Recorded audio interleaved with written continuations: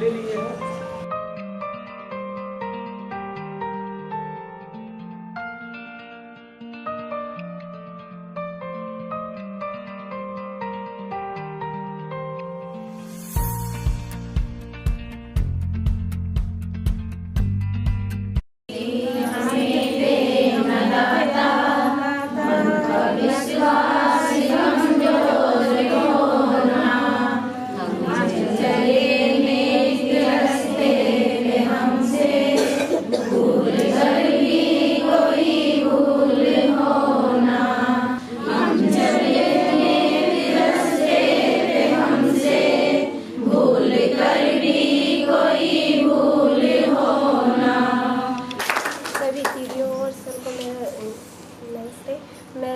मेरा नाम ममता देवी है और मैं गाँव औरंगाबाद फिलहालवाला से हूँ और मेरा ब्लॉग कोतवाली है। सभी दीदियों को मेरा नमस्ते और सबको मेरा नमस्ते। मेरा नाम पूनम देवी है और मैं टांडा माई दास की रहने वाली हूँ, कोतवाली ब्लॉग से। सभी दीदियों को मेरा नमस्ते। मैं ग्राम नरलापुर से हूँ और कोतवाली से। सभी दीदी और सर को मेरा नमस्ते। मेरा नाम ज्योति है, मैं ब्लॉक कोतवाली से और मेरे ग्राम का नाम नूर अलीपुर भगवान। तो मेरा नमस्ते और सर को। मेरा नाम प्रेमवती है, मैं कोतवाली ब्लॉक से आई हूँ और मेरे समूह का नाम कान्हा समूह ऐसे। सभी दीदी और सर को मेरा नमस्ते। मेरा नाम सुनील चौहान है, मैं कोतवाली ब्लॉक से आई हूँ और मेरे समूह का नाम ज्योति संस्था। सभी दीदियों को नमस्ते, सर को नमस्ते। मेरा नाम बीना देवी है, गांव का नाम पालनपुर, तहसील रामपुर, जिला बिजनौर, ब्लॉक सुहारा। मैं लक्ष्मी स्वयं सहायता समूह की अध्यक्ष हूँ और मेरे संगठन का नाम नारी शक्ति। अगर हम यहाँ कहीं गैप करते हैं, अगर कुछ नहीं आती है समझ, 10 बार पूछिए, निसंकोच पूछिए। आप यहाँ पूछिए, बाहर जहाँ भी आपको अच्छा लगे पूछिएगा। जितना अच्छा आप यहाँ से सीख लेंगे उतना अच्छा आप अपने फील्ड में उसको इम्प्लीमेंट करेंगे, उसी से आपकी सैलरी बनना है। तो ये आपसे एक मेरा अनुरोध है कि अच्छे से अच्छा सीखने की कोशिश करिएगा। Thank you. अभी जैसे महेश जी ने बताया, तो आपको ना ये सर ने बताया कि 4 दिन आप यहाँ काट रहे, तो यहाँ मतलब बोझ बन के बिल्कुल करिए, बिल्कुल एंजॉय करो उस ट्रेनिंग को। आप जितना खुले ओपन माइंड से आप सीखोगे, सीख जाओगे, और थोड़ा बोझ मान के करोगे तो नहीं सीख पाओगे। आजीविका सखी मतलब आपको वो आजीविका का कार्यक्रम अपने गाँव में कराना है। अब उसके लिए हमने आपको वो कृषि सखी, पशु सखी, इन दोनों की ही ट्रेनिंग देंगे इसमें। मतलब आप खेती का भी और पशुओं का भी। तो उसका जो पूरा एक निष्कर्ष है, इसमें आपने यहाँ पे भी देखा होगा, ये लिखा हुआ है कृषि, पशु एवं फार्म आजीविका। तो ये कॉम्बिनेशन है, मतलब एक दोनों का जुड़ाव करके कर दिया है हमने। आजीविका सखी क्या क्या कार्य करेगी, जो आप रोजाना काम करते हैं। सभी महिलाएं मेरे ख्याल से बहुत ही कम ऐसी होंगी जो खेती ना करती हैं, जिनके यहाँ गाय भैंस ना हो। बहुत ही 2-4 ही ऐसी होंगी जिनके यहाँ नहीं हो। हम लोग जो ट्रेनिंग दे रहे हैं, बेसिकली हम लोग ट्रेनिंग दे रहे हैं कि आपको कम जगह पे ज़्यादा पैदावार करनी है, ठीक है। और कौन सी नई चीज़ें ऐसी कर सकें हम लोग, जिससे कि आप लोगों का आजीविका भी बढ़ सके।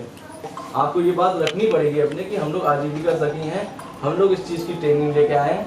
तो आप हमें सहयोग करें, हम आपको, तो आपके गाँव विकास करेगा। ये हमारी दीदी का बनाया हुआ चार्ट है, जिसमें ये सबसे पहले हमारी दीदी ने बोरी बगीचा बनाया है और इसी के साथ पोषण वाटिका बनाई है, और ये है 3रे नंबर पे रसोई वाटिका। ये तीनों हमारे किचन गार्डन के ही हिस्से हैं।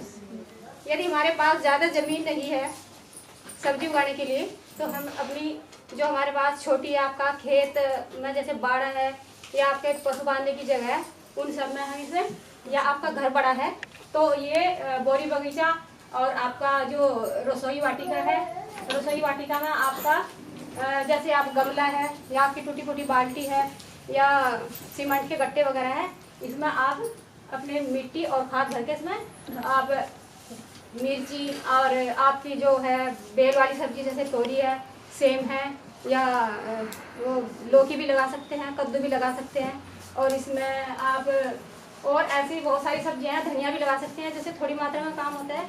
ये सब हम अपनी इसमें किचन जो गार्डन है इसमें लगा सकते हैं। इसी के साथ हमारी है प्रेरणा पोषण वाटिका।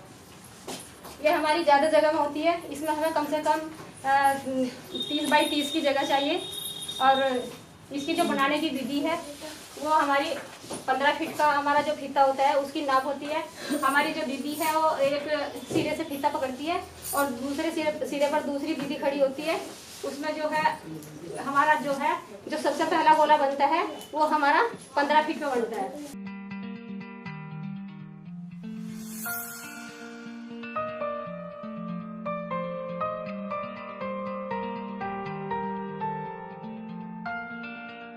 प्रेरणा पोषण, प्रेरणा पोषण। हाँ, अच्छा इसको बनाया क्यों जाता है ये बता दीजिए अब कोई। एक दिन में मनुष्य को अगर स्वस्थ रहना है तो कम से कम 4-5 तरह का भोजन करना चाहिए। अलग अलग सब्जियां, अलग अलग चावल, रोटी, ठीक है। और अगर हमारे घर पे ये बनी है तो 4-5 तरह की सब्जियां हम आराम से पैदा कर सकते हैं। नहीं कर सकते? खाने गिन लीजिए, 1 2 3 4 5 6 7 8 9 10 11 12 13 14 मतलब 14 तरह की सब्जी तो आराम से पैदा हो सकती है, नहीं हो सकती? तो इस वीडियो मत बनाओ यार। मैं बोलूँगा हम हिंद की नारी करते हैं थोड़ा सा।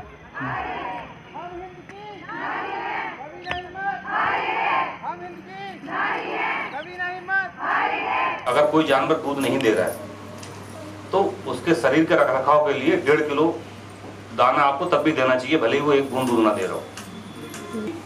वैज्ञानिक दृष्टिकोण ये कहता है कि जब उसके बच्चा ब्याने से पहले 2 महीने पहले हमें उसका दूध लेना छोड़ देना चाहिए। अब वो भी हम धीरे धीरे कम करें। अचानक हम किसी काम को छोड़ देते हैं तो चाहे हम अपना खाने का हो, चाहे पहनने का हो, चाहे किसी का हो, तो उसमें दिक्कत पैदा होती है। ऐसे ही पशु के साथ भी अगर हम उसका दूध लेना छोड़ रहे हैं तो धीरे धीरे उसको आदत में लाएं कि हम और 2 महीने पहले उसका बिल्कुल दूध लेना छोड़ दें, ताकि अगले दिन के लिए उसके शरीर में उतनी शक्ति आ जाए कि ताकि सही से दूध दे सके और फिर समय पे भी दोबारा से भी समय पे कंसीव कर जाए, गाभिन हो जाए। अब जो पशु दूध दे रहा है, हमें क्या है वो दूध में बना रहे, इसके लिए भी हमें बहुत मतलब दिमाग से उसकी फीडिंग करनी पड़ती है, खिलाना पड़ता है। अब जो खिलाने का फार्मूला है उसका भी थंब रूल ये है कि 1.5 किलो तो मैंने बताया आप लोगों को उसके शरीर के रखरखाव के लिए, चाहे दूध दे रहा नहीं, 1.5 किलो तो सबको देना ही देना है। अब दूध वाले जानवर को आपको 300 ग्राम प्रति लीटर दूध दाना अलग से देना है। अगर आपका 10 लीटर दूध दे रहा है तो यानी कि हो गया 3 किलो, तो 3 + 1.5 4.5 किलो दाना आपको उसको खिलाना है। जाकर के अपने गांव में ही करना है। सबसे पहले अपने घर में करेंगे। जब घर में करेंगे तो पड़ोस वाले जो समूह में दीदी जुड़ी हुई है ना, तो ऑटोमेटिक बोल देंगे कि दीदी हमारा भी हेल्प करवा दीजिए, हमें भी एक बनवा दीजिए, है ना। तो इस तरह पूरे गांव में हो जाएंगे, पूरे ब्लॉक में हो जाएंगे, है ना। अभी आप यहाँ से सीख करके जा रही हैं, फिर आपको उन्हीं टारगेट भी दिया जाएगा कि दीदी आपको उन्हीं इतने पोषण वाटिका बनाना है, इतने वर्मी कंपोस्ट बनाना है, इतने नाडेप बनाना है ना। तो आप उसमें खरे उतरें, क्योंकि यहाँ से आप सीख करके गई हैं ना, अब आप मास्टर ट्रेनर हैं।